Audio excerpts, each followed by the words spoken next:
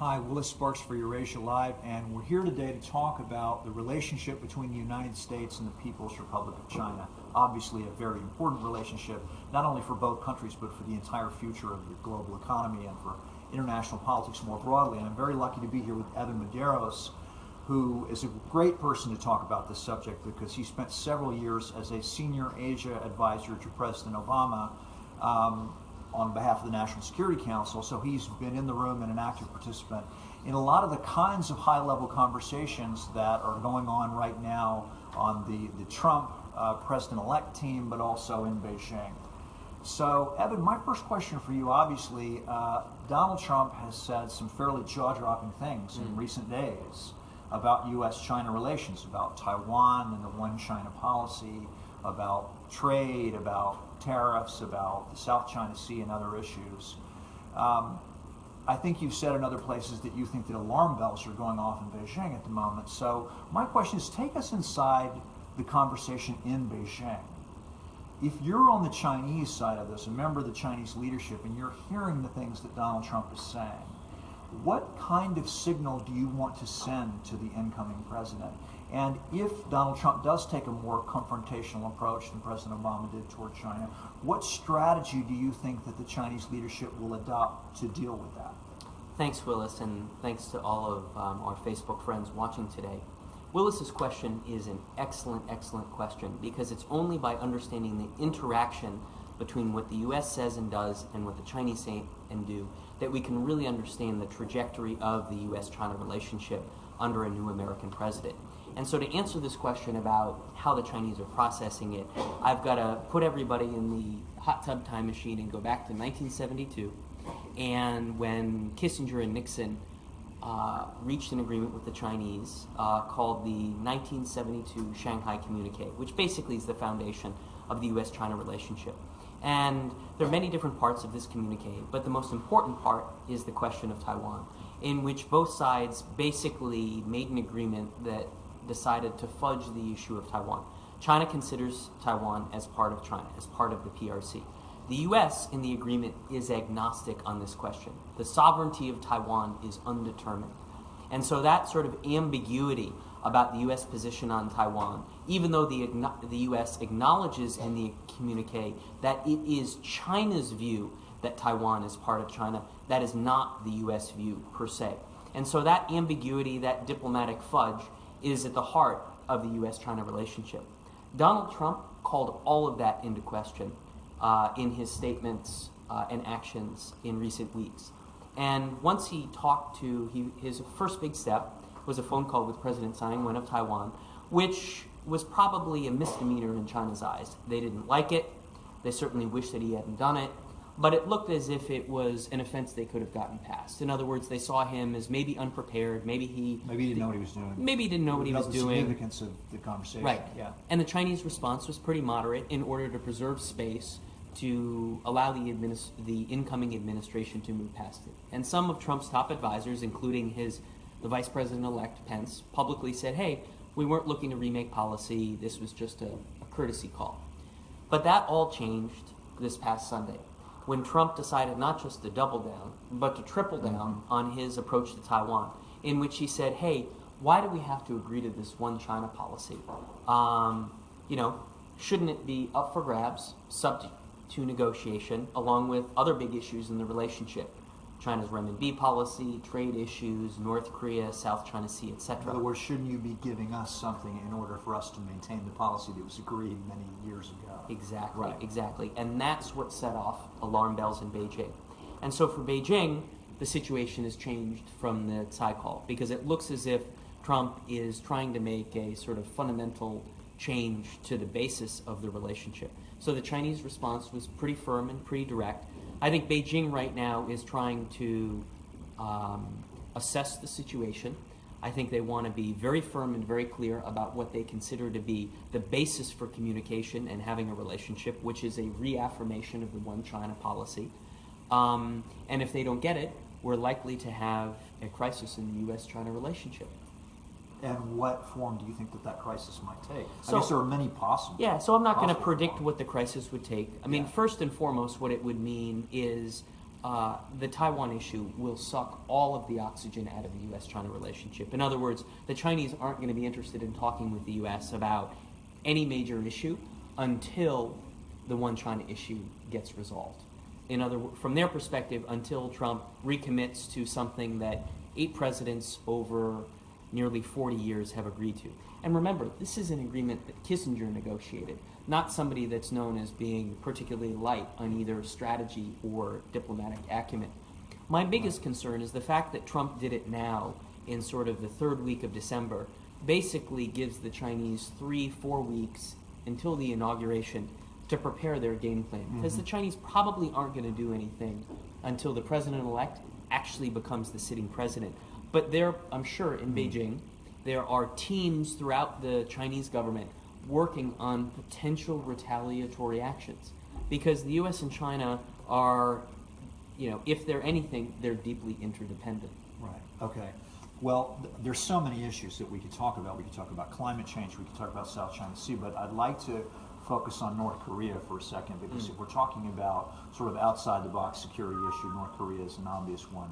Given the technological progress that North Korea has made, not just in the distance at which it can fire a weapon, but the accuracy of that weapon, we're going to reach a point at some time in the future where the North Korean threat to the west coast of the United States simply can't be ignored anymore. Exactly. And there's always been an assumption that when push comes to shove in and around North Korea, that the U.S. and China will have to work together. Now, a moment ago you said that the Chinese approach is liable to be, until we resolve the Taiwan issue, we're not talking about other stuff.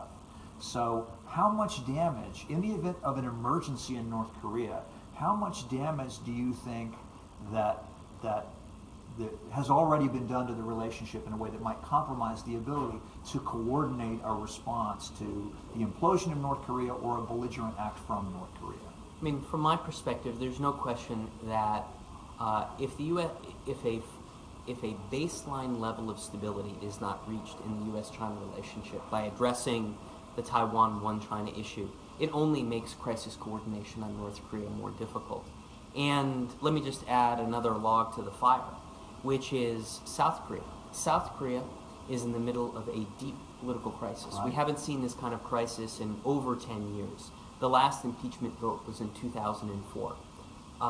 We think it's pretty likely that the Constitutional Court of South Korea is going to uphold the National Assembly's impeachment vote, which means probably in the end of the first quarter, beginning of the second quarter, 2017, we're going to see an election for a South Korean president. President Park seems to be almost asking for permission to resign at this point. Right? It's a bad situation. I mean, popular opinion has been so vocal in calling for her to step down.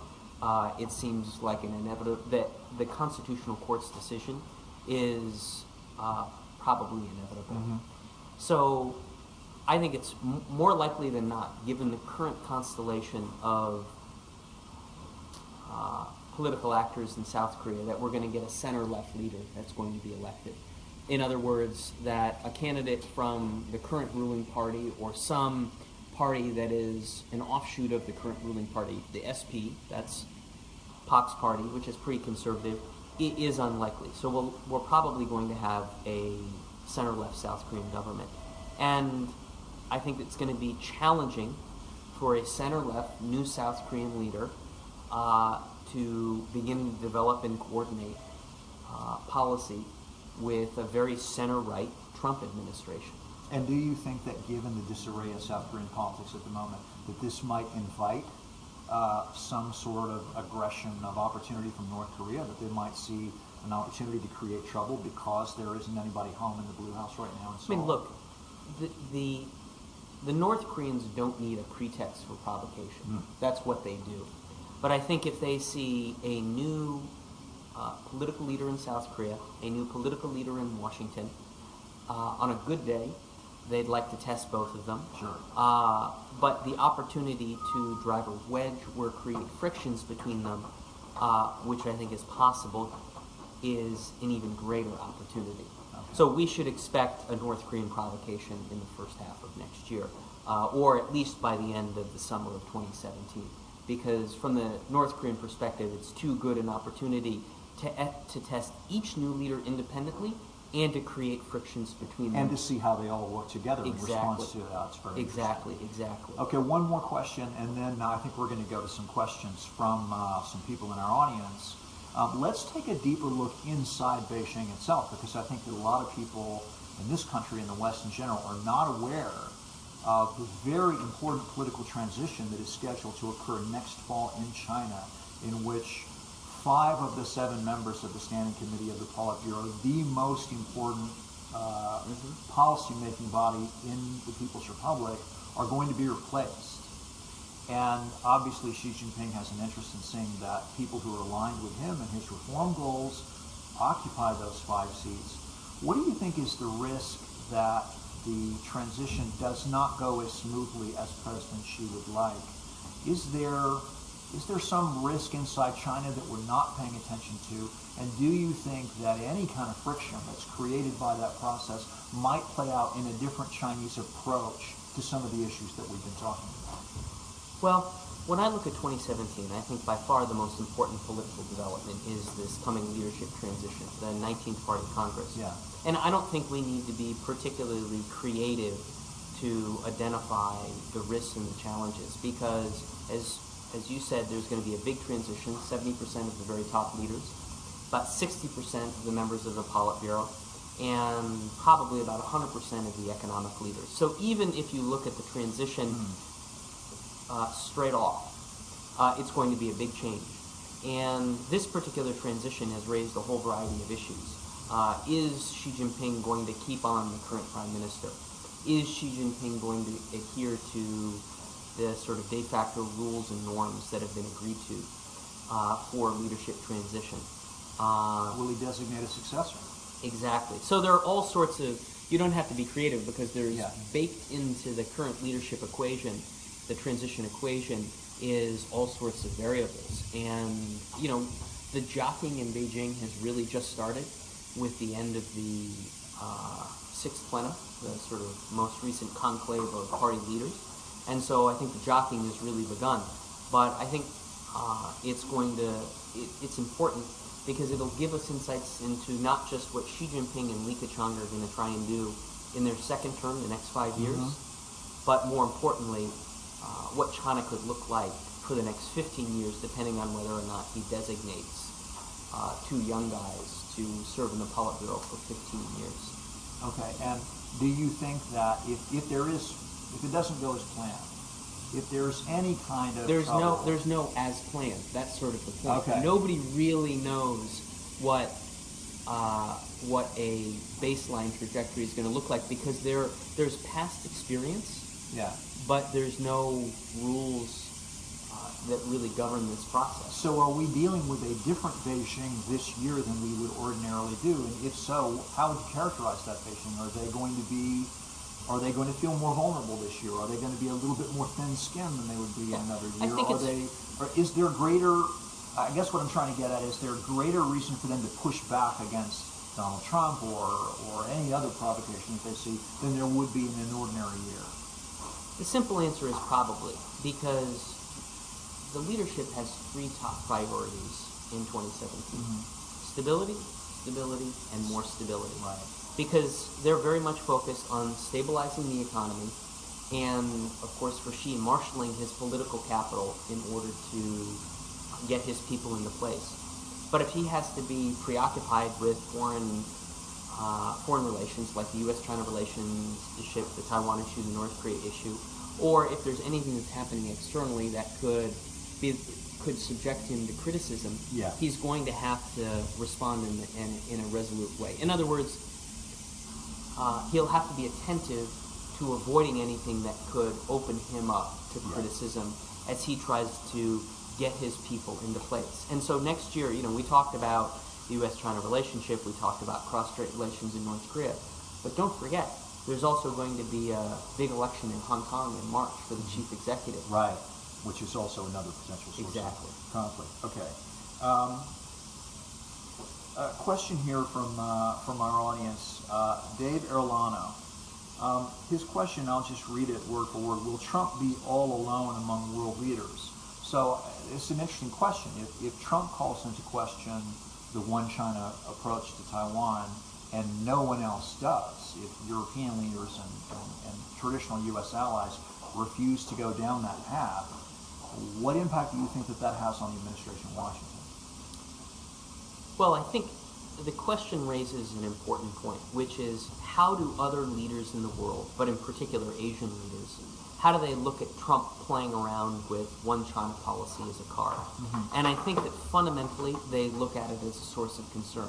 I spent a lot of time with Asian leaders during my time at the White House, and they like when the U.S. throws elbows with China. It makes the U.S. look strong, look resolute. But the Taiwan question and the Taiwan issue is fundamentally different, because whereas pushing back on China in the South China Sea on North Korea is welcome among Asian leaders, mm-hmm. When you push back using the Taiwan question, I think it makes the U.S. look unprepared, probably a little bit reckless, because everybody knows how important the Taiwan question is, and that I think the fear is that that is much more likely to undermine the fundamental stability of the relationship. Mm-hmm. And the other thing is no other leader in Asia wants to pick a fight with China over Taiwan. I mean, there is, basically most other Asian leaders accept the one China principle. Mm-hmm. In other words, China's view that Taiwan is part of China. Now, of course, many of them, like Japan, South Korea, do have unofficial diplomatic, economic, and even some military relations with Taiwan. But none of them want to sort of follow the U.S. down the pathway of calling into question the one China policy. It seems like there's a kind of, let's not call it pushing and shoving, but there's a natural rivalry back and forth between the U.S. and China. So China establishes an air defense identification zone in the East China Sea, and the U.S. ignores it sometimes. Both sides know what the other is doing. The moves are entirely predictable, whereas bringing up the question of one China and Taiwan is a kind of diplomatic language that no one knows where that goes. So that's a lot less predictable, and therefore a lot less welcome for the neighbors, I would guess. Right, and it's not just no one knows where it goes. They probably don't think it's advisable. Why pick a fight? It doesn't go anywhere good. Right. Why pick a fight on that particular issue when the U.S. has a lot of other big pieces of business to do with China? Yeah. Another question. J.G. Collins is asking about his specific question is that he's actually willing to put up $20 that says China will declare an air defense identification zone in the South China Sea, leaving aside the question of whether they're going to take that specific action. So I'll take that bet. Please email us. Okay, $20. There you go. $20. So that's real money. Please email us your address so we can facilitate payment. I use PayPal. Okay. No, China's not going to declare an ADIZ in the South China Sea for two reasons. Number one is that after the arbitral tribunal ruling in July, but more importantly, after the election of Duterte in the Philippines, the South China Sea issue, much to my surprise, is on a track toward a diplomatic soft landing. Beijing is achieved what it wants, which is to get the international community to move past the tribunal ruling.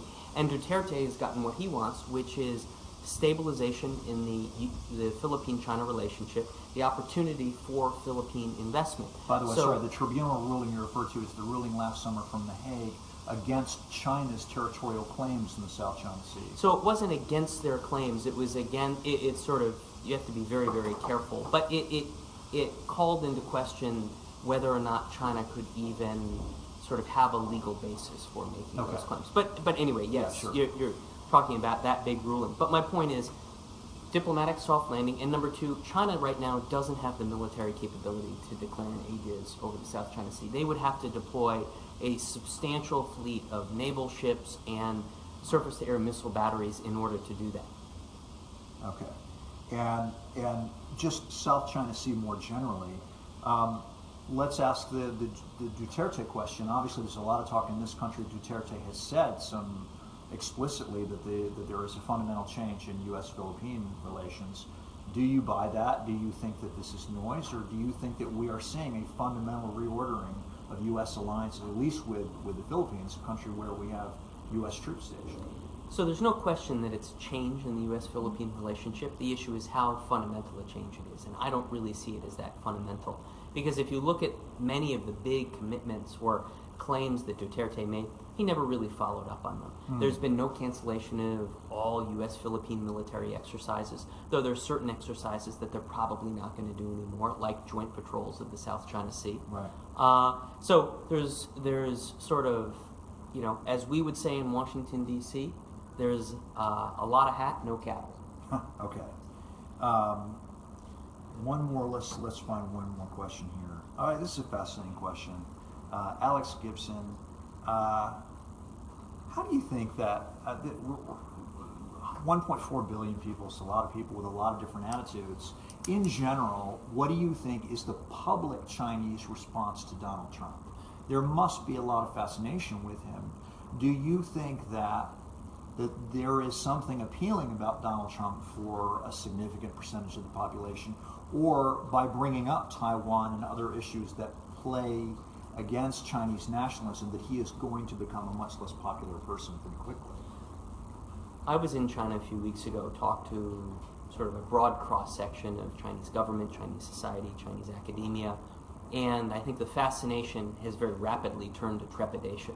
You're absolutely right. Initially it was, look, this guy is a businessman, he's transactional, he's not going to emphasize human rights, this is a guy that we can work with. And generally speaking, we like Republicans because Nixon and Kissinger were Republicans, and they're more strategically minded.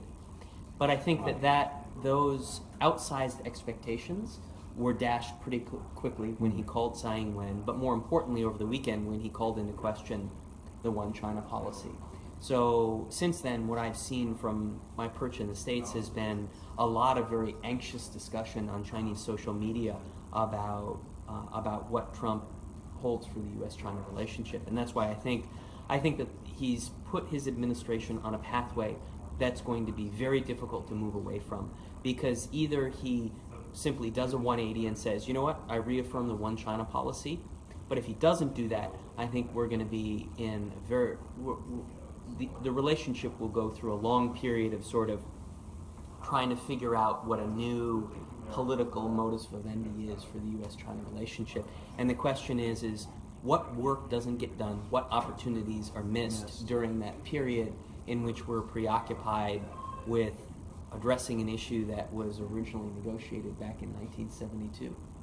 Well, Melania will hold the Bible and Donald Trump will take the oath of office, and it'll only get more interesting from there. This is Evan Medeiros. I'm Willis Sparks. Thank you very much for joining us. See you later. See ya.